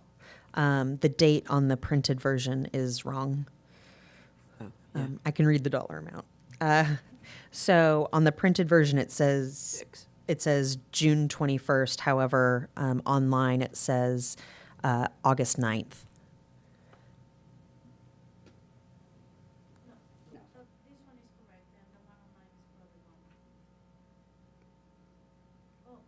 No, because we've approved warrants at the last meeting. Yeah, it should be 7. So 7/21. this is what was handed out tonight.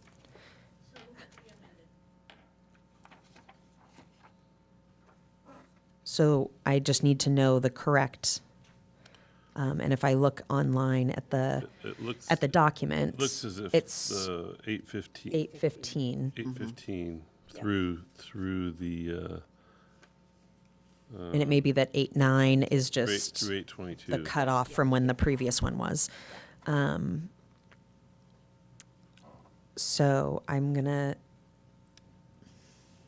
let's see here. Hang on, let me go back to this. Okay. I would like to, yeah. Okay. So G1 warrants. The board is asked to approve the warrants for the period of 6/21/24 through 8/8/24 in the amount of $3,291,737.38. Warrants are issued once a week on Thursdays. The report format shows check number, check date, payee, brief account description, payment comment, and check amount. If the board will allow me to make a motion, I actually would like to make a motion to amend this to reflect the period date change as reflected online to 8/9/2024. Can I get we're not approving the warrants in this motion. This is just through the 22nd of August. So 8/9/24 through 8/22/24. That is my motion, just to amend this item. I'll second that. Okay. Any discussion on that? Okay. Sorry, the amount is also, the one online is correct. Even the amount is off. Okay. Sorry. I didn't even get that far. Okay, on the paper. Okay, so I need to make, okay, so my amendment should be to the item not to the approval. I move that we amend G1 to reflect the warrants for the period of 8/9/2024 through 8/22/2024 in the amount of $251,690.99. I'll second that. Okay. Any discussion? No. Okay. All in favor? Aye. Aye. Aye. Thank you. Now moving back to G1, the board is asked to approve the warrants for the period of 8/9/2024 through 8/22/2024 in the amount of $251,690.99. Warrants are issued once a week on Thursdays. The report format shows check number, check date, payee, brief account description, payment comment, and check amount. Questions from the board? Okay, public comment on G1 as amended.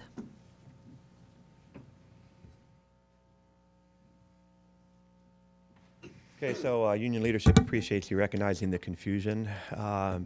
We had some questions ourselves, so thank you. We're interested in knowing whether any of the further expenditures associated with the law firm 3F will show up on the amended version in any way. And when will the amended version be released, or has it been released? I'm a little confused. It's online. Sorry. It's the published version is correct. It's just If I may. handout that we got was incorrect. The attachments online. Right. Reclaim And the, the- make sure I reclaim excuse the me. minutes. Yes. Thank you. The only issue online, everything is correct. The only issue is the printed document, the printed agenda for tonight within the description of the agenda item. Those three things were off. Other than that, the attachment of the warrants, the amount that the attachment of the warrants is correct. What was provided to the public. That does not change whatsoever. The dates reflect, and that's what caught my eye because that's not matching the dollar amount or anything that I had gone over. Okay. So I want to be very clear, nothing about the actual warrants changed. What was online and what the public was able to access was correct. It's just what was printed tonight on these yellow agendas are what we corrected. Okay, thank you for explaining. If I may have back my time. Yes, you may, yes, your 3 minutes. Yeah, thank you. So the reason why we are so concerned about this concept of missing costs that are going to the law firm 3F is that as of this time, the superintendent's special law firm that she brought with her has earned, last week it earned another $63,000 in fees in early August. And this evening, the warrant was silent on how much the district has spent in the last 2 weeks. But this is for certain that they are hard at work cooking up more charges as they prepare for the lawsuit against the state, hoping that they can sway or confuse or trick the judge into reversing the unanimous decision awarded to union leadership last winter. That same decision, that a part of that being informed, that illegal practice by the district, that was part of that being informed by the cell phone issue that we brought up earlier, that you all brought up and we commented to earlier. Unfortunately, CSD isn't moving fast on this because they know that, in part, the process in this case is the punishment. Few believe that district leadership, with these legal bills that we're seeing on these warrants, and this warrant specifically, actually expects to win these cases or these appeals, but the longer the district delays, the longer it enjoys the benefits of the pressure that they pursue and the disruption that they accomplish. After investing approximately $500,000 in just the last 5 months to add to the already several millions of dollars spent in the previous 12 months, you can expect to see more of the same expenditures on the next warrant. And as long as CUSD misappropriates these tax dollars to defend itself against its own failed performance, here is where these taxpayer dollars are not invested. And I'll remind you again, as we have in last meetings, the district will not invest these millions of taxpayer dollars towards class size reductions, which are one of the most reliable ways to ensure student participation and engagement. The district will not invest these millions of taxpayer dollars towards more robust transportation, aimed at increasing enrollment, decreasing tardies and absences, and even expanding our regional sports programs to include the middle school. The district will not invest these millions of dollars towards reopening kitchens at all district school sites where fresh meals are both cooked and served daily versus just served. The district will not invest these millions of taxpayer dollars towards improving the condition that might stem the exodus of highly qualified talent in our special education program, leaving the district, right? Such as increasing classroom support in the form of more instructional aides, or lowering case numbers for special education teachers, or for better supporting behaviorally challenged students, migrant ed students, or English language newcomers. The district will not invest these millions of taxpayer dollars towards improving the economic stability of district employees, which in turn will help them better focus on their jobs and even provide Thank the you. Your time variety is of up. voluntary services they do. Thank you. Your time Thank you. is up. Any further public comment on G1, the warrants this evening? Okay, not seeing any. May I get a motion to approve? I move to approve the warrants as amended. I second. Okay, any discussion? Okay, all in favor? Aye. Aye. Okay, moving on to G2, gifts, grants, donations. Donation from Rotary Club of Carpinteria to Carpinteria Unified School District Music Program. The board is asked to accept the following donations from Rotary Club of Carpinteria from the proceeds of the annual Rotary Talent Showcase to Carpinteria Unified School District Music Program, CMS New Exploratory Music Class, and Marching Band. We have as listed here, it says various musical instruments valued at $8,750, as well as instructional publications valued at $760. And I would just like to point out, as I pull it up, what these items are specifically, because it deserves being stated and celebrated.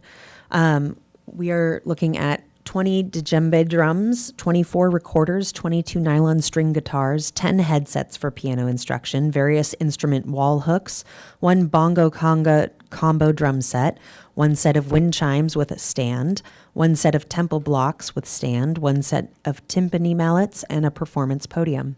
Also included with the donation are remaining items that complete a previous donation for the CMS marching band: 1 tuba harness, 1 set of bass drum mallets, and 1 set of snare drumsticks. And within their letter, they say, we recognize the personal, social, and educational benefits the study of music can provide students. Research shows that students who are fortunate enough to engage in music exhibit the following benefits: improve competency in reading and math, enhance communication and social skills, greater self-discipline and patience, and many other critical life skills.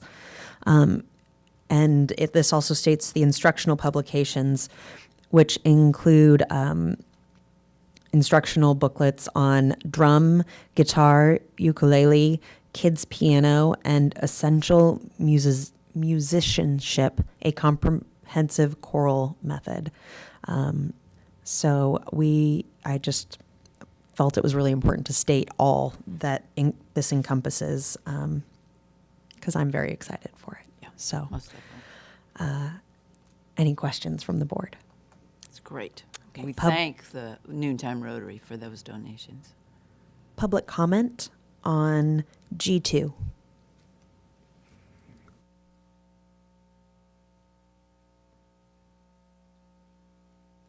I'm super excited to hear about this donation. Music has been very important in my son's life, and I know that one of his teachers, when we would go to concerts, this is at the community college, he would thank the parents for, allowing your kids to have this gift of music. Music, it helps in mathematical skill. It teaches, meter and beat and time, and there's a lot which it helps with mathematical development. It also helps with, general being able to socialize with people. And we have so many, so fewer opportunities with the whole online life that we lead nowadays. And to have kids interacting with each other and with teachers and learning how to be humans and, putting themselves out there. This is a great skill and a great gift that you are giving to the kids of the district. And I thank the Rotary Club for that amazing donation. And super happy to see all the percussion. And, that's just going to make a real big difference in a lot of lives. I'm thrilled to see it. Thank you. Thank you.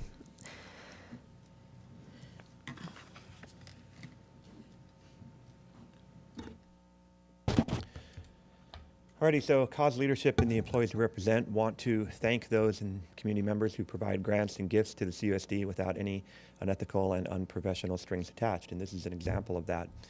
This time, another generous donation from Rotary Club of Carpinteria, over $9,000 in musical instruments, as you said, drums, recorders, headsets, bongos, wind chimes, temple blocks, timpani, mallets, and other items to help support a robust music program in the district, which in turn supports well-rounded and robustly educated children like Ms. Sigwart was speaking to. These gifts, along with the monies, the considerable monies from the state that were recently provided in the last few years, are going a long way to rebuilding the music program that we once knew in this district. Kids and families and employees are jazzed, and we hope that you will continue to stay focused on this and keep it happening. Thank you.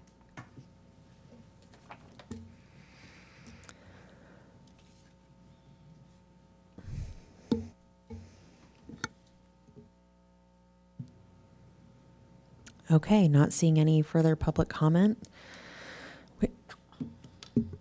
Well, please. I'm not sure what. All right. Thank you. I'm Rogelio Delgado, Carpinteria resident, and have 3 daughters. They all attended Carpinteria High School. The 3 of them enjoyed music.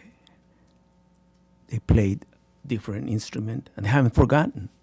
And that's 12 years of musical experience for them. Andrea, Anna, and Monica. And believe me, that was their favorite class. They were just waiting for football games, for example, theater, plays. They just enjoy them, and believe me, that time will come when they'll show their support. Thank you so much. Thank you. Okay, may I get a motion to approve? G2. I move to approve with great gratitude. Makes a difference in lives of children. I'll second. Okay, any discussion? Well, it's just great that Rotary continues to support our music programs, and I think it's a big reason why the program has grown so much over the last couple of years. And absolutely, I think it's abundantly clear that's one of the biggest reasons is that their continued support and donations of not just the instruments but the support at their talent showcase and coming in and helping perform. Yeah, I'm really excited for this. So this is going to make a huge difference at multiple sites and across the district. So all in favor? Aye. Fabulous. G3, Resolution 24-930, Emergency Resolution for District-Wide Backflow Preventer Installation from M&M Mechanical, Inc. The Board is asked to approve Resolution 24-930, Emergency Resolution of the Board of Education of Carpinteria Unified School District, County of Santa Barbara, State of California, authorizing award of contract without bidding. The Carpinteria Valley Water District informed the district that the school site's water connections require an air gap or reduced pressure principal assembly to be installed at their water meter. In June, the district obtained proposals for this work from McCall, an EM Core company, and M&M Mechanical. After reviewing the proposals, the district proceeded with the lowest proposal, which was from M&M Mechanical. The installation of these RP connections or backflow installations require the water to be turned off at the school site, so it was imperative that this work was performed prior to the beginning of school. The cost of $45,476 will be paid with RRMA funds. Any questions from the board? I don't know who to direct this to, but Ask me. yeah, so just to be clear, we had backflow preventers on there. We just had to update them to the current standards. Is that? Yes. In the third week of June, the Water District informed us that by July 31st, we had to do an update. So this is a requirement. Are those the ones that were in the street that you would see out in front of Catalino? They were digging in They'd the be street? right That off was the it? water. Yes, right off the water. They have to be between anywhere we draw water Yeah. and the connection to the main municipal line. Just surprising that they wouldn't have allowed us to stage them, to do them over a period of time. What's surprising is the letter was dated April, and we only received it June 22nd. Yeah. And then it had to be done by July 31st. Okay, public comment on G3.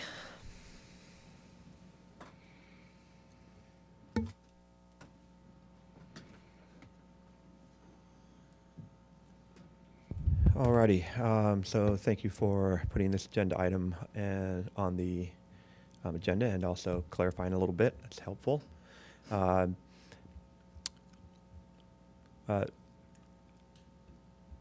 So at the last board meeting on this, in regard to this company and the work that they do, which is being somewhat replicated here, the union asked a very specific question during the consent agenda period. And it involved the kind of work, again, that is on this very agenda item. We asked if someone could explain why CUSD continues to award contracts to M&M Mechanical, which is a plumbing contractor, for services that are out of the scope of their license, such as carpentry jobs, building walls, installing subfloors, et cetera. And we asked that you seek some background on that from Mr. Petit and maybe even Mr. Schaefer, how that would be the best use of public monies. This item specifically is exactly what we would anticipate from a school district that is seeking bids from licensed, qualified contractors. This one here has to do with things that fall clearly under the scope of the licenses that M&M Mechanical possesses. So we just want to make it clear that we have no beef with M&M Mechanical, but we do have concerns about when the district employs contractors that are not working under the scope of their license, and especially when there may be relationships that go beyond your, or the district's professional responsibilities. Okay, thank you.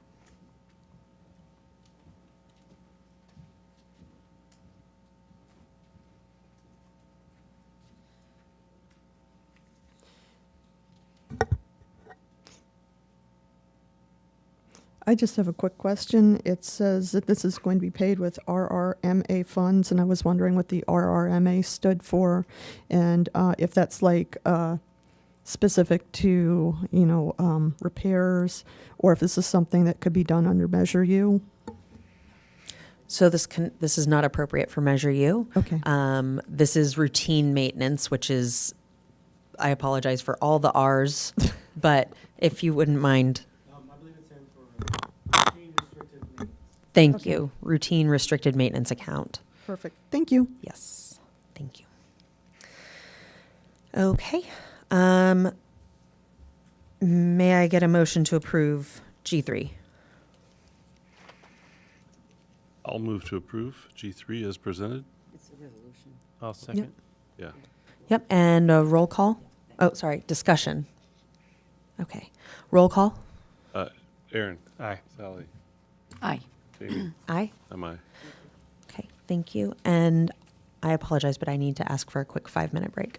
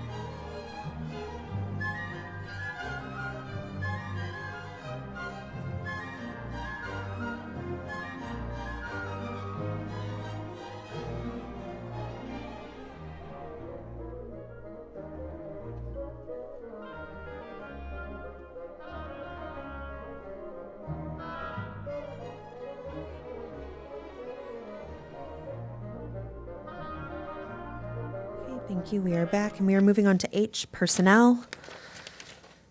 Personnel summary. The board is asked to approve the following recommended personnel items: assignments of 13 personnel, resignations of 4 personnel, retirement of 1 personnel, change in assignment 2 personnel, and coaching assignments 18 personnel. Any questions from the board on our personnel summary this evening? Okay. Public comment on H1 personnel summary. Please step to the podium now, and you don't need to wait after the next person. If there's another commenter, please step right up.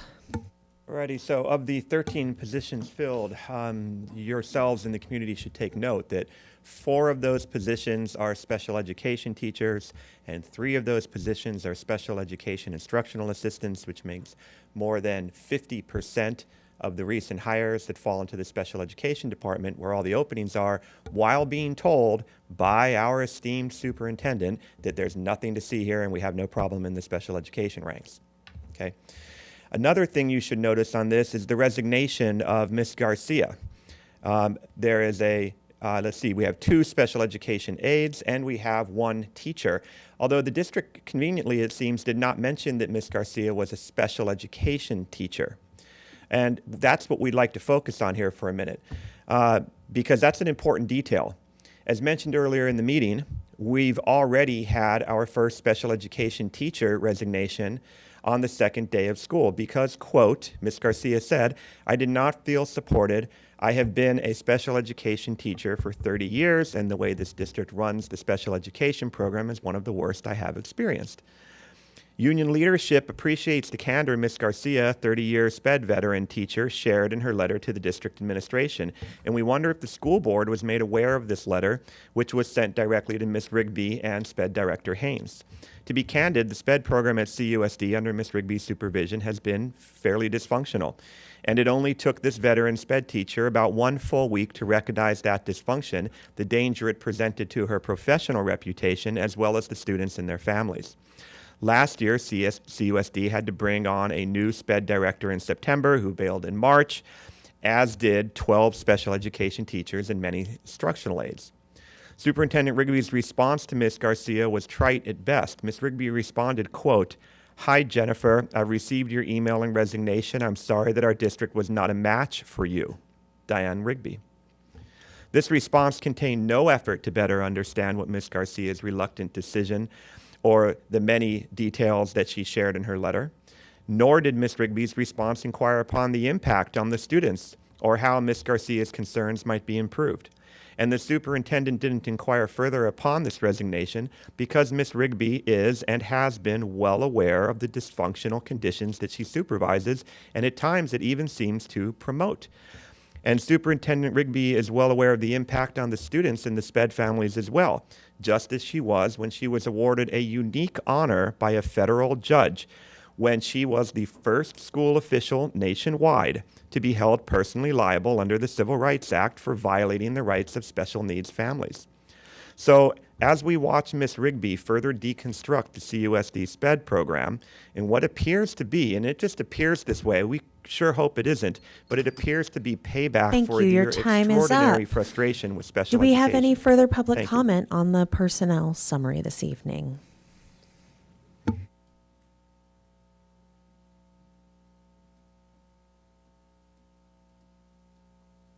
Rogelio Delgado, Carpinteria resident. I have mentioned in the past that special education families, special education students are the most vulnerable on any school. Yes or no? They are. So we should take care of them in the most unique way. Have to think inside the box, out of the box, any way possible. Any way possible to improve their education, improve their skills, and make them safe, reliable, and comfortable with special education teachers. Thank you. Thank you. Okay. May I get a motion to approve the personnel summary? I move to approve the personnel summary. I'll second. Okay, discussion? Okay. All in favor? Aye. Aye. Board announcements? Welcome back. Yeah. First year I haven't had someone in the district in about Few years. 17 years, and so it's a little sad in that regard. But it's really great to see all the kids' smiling faces around town and the exuberance that you go to the camp. I've been to a couple campuses this week and last week, and I just it's great to see how excited the kids are to get back to school. So, and then also to hear about those that are off in college, and their experiences. So it's really what we're all here for, right? Yeah.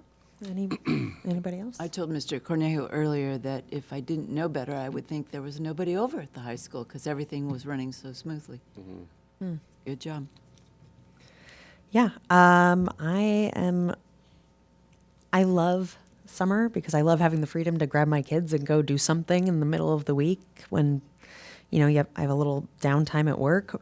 But there's something to be said for the structure of a school day. I call it their school stomach, and which is very different than the summer stomach. Anyways, it's a new year, and I want to thank the city of Carpinteria actually for running a little campaign reminding residents to be careful on the streets in the morning on their commute and on the way home for our kids. And I feel like as a town we've been doing pretty well. I haven't heard. I feel like our crossing guard that I see each day at Canalino. Last year, she was doing a lot of fish shaking at cars that were not being responsive, and I don't think I've seen any of that so far. We're, 4 days in. So thank you to Carpinteria and our drivers for keeping an eye out for our kids and their safety. Just this last weekend, I had brought it up at the previous meeting, we had our Fish for Life event up in Santa Barbara, and it was, again, just really magical. It's a free day out on boats fishing for the day for special needs families, and it is genuinely magical, and it is something that I look to build and stay involved in coming years. We did have families from Carpinteria, from our school district, as well as staff who came to the first event, and we have a waiting list for next year when we do start these events again. And I'm really excited to see more opportunities open up for inclusion and an opportunity for our special needs families here in Carpinteria, but also in the general area, Tri-Counties. So it was an honor to be a part of it and to work with these families. Also, sports are back. So really excited to get to some of the games at the high school. And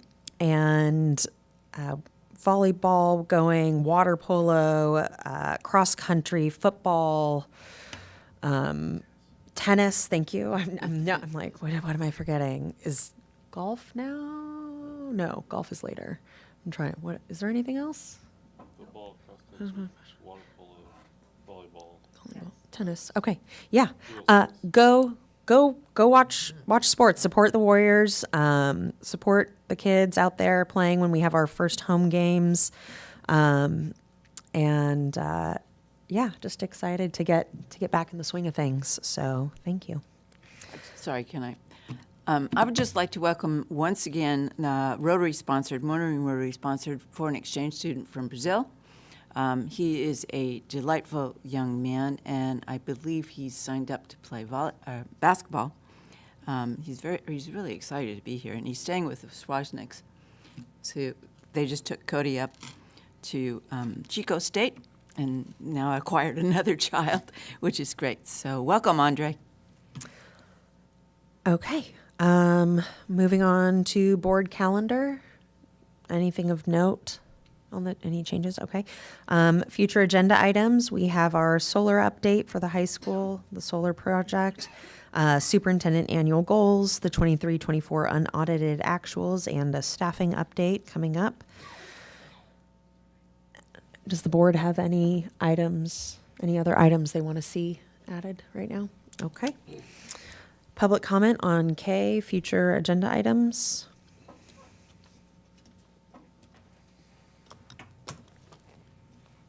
Thank you again. There's two agenda items I'd like to see added for the future.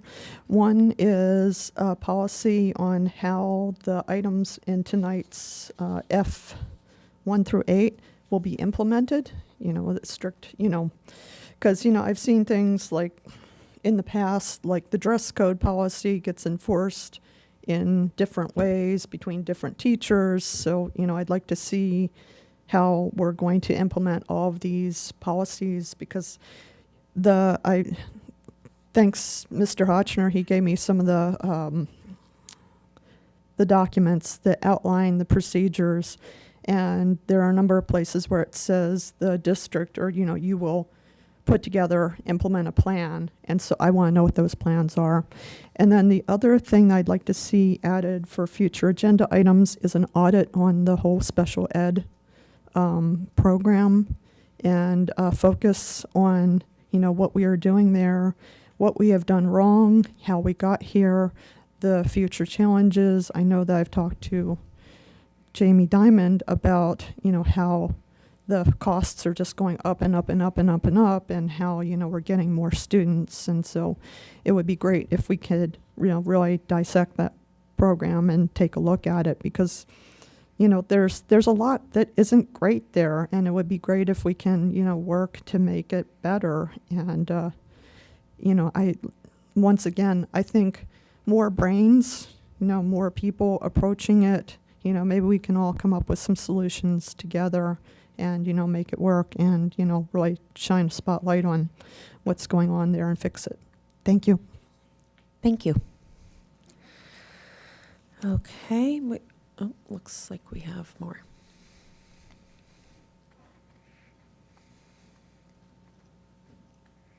All right, so given that the district and its employees are currently at impasse in the bargaining process and that union leadership wants to do whatever is reasonably possible to avoid a disruption to the academic environment, we again encourage a focus on the methods and actions that may help the parties get to an agreement. We request that CUSD includes on an upcoming board agenda and soon, please, an exploration into how contingency formulas can be used to resolve uncertainty around employee compensation. At the last meeting, we asked the new Assistant Superintendent, Mr. Caff, to explain to the board and the community how contingency formulas work and how they can be used to improve labor relations, budgeting, and fiscal solvency. Mr. Caff, we didn't hear from you on that, but we hope we do.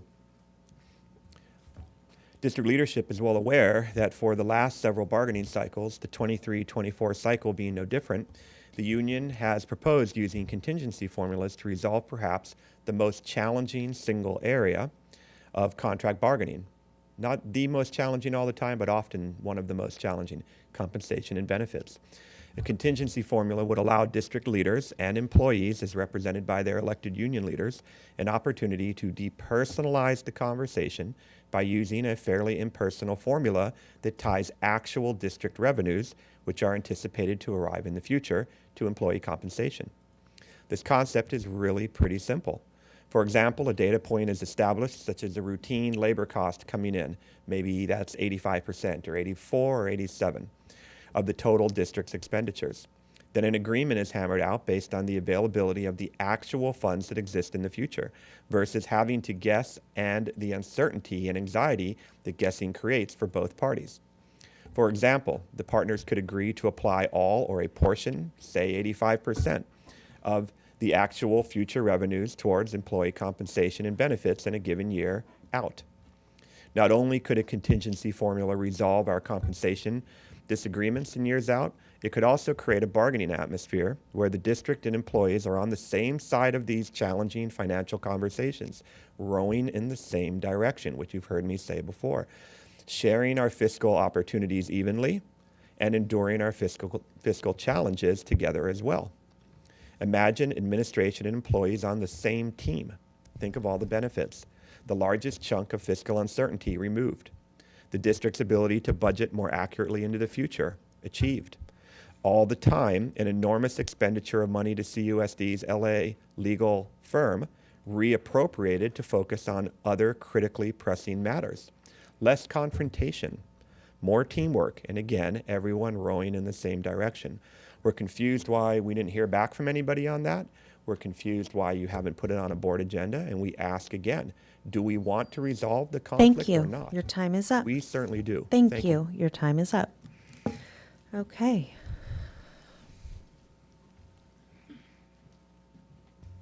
Thank you. Rogelio Delgado, Carpinteria resident. I mentioned Carpinteria resident because I'm a community member, meaning that each meeting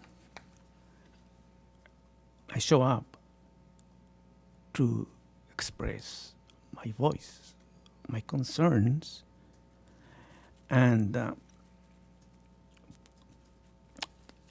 two things. One is that there's 3 of us over here at every board meeting.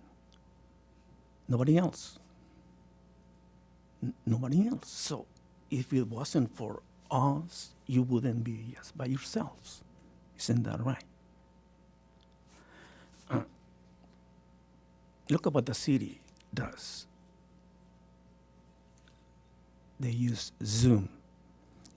Julie probably 3 months ago or so suggested that the board should use the Zoom device as well. That way people can communicate from the outside. That's time I couldn't show up. So my voice wasn't heard because there's no Zoom. And believe me, that's community communication. I think that we need that. another future agenda item, probably 2 months ago or so. I said, well, why don't you put it on the agenda, the Brown Act? Let's discuss that. You have read that, haven't you?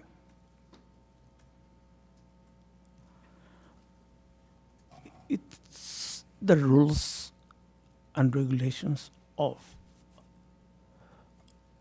school districts, board members, city government. We need to understand that, what's there, and interpret it the same way. Because the way I feel it is that you may say, yes, it is within the Brown Act, and I may say, no, it's not, or vice versa. So, Superintendent Ribby, you have the power just right now to address stuff. Let's put it on the agenda right now. Brown Act discussion. You can do it. You can. So I think that we should all benefit because even yesterday at the City Council, Brown Act show up over here. Thank we you. need that. Thank you. I will say we did respond to the Brown Act question in that we said we are going to be including that in our board retreat when we get that scheduled. We were waiting for the election to see if we had, who would be coming on, and but also Brown Act is there's a course that all board members go through at the beginning of their term, and so I don't, that'll be getting covered. We'll all be getting an update and a refresher on Brown Act. Okay. All right. And with that, we are adjourned.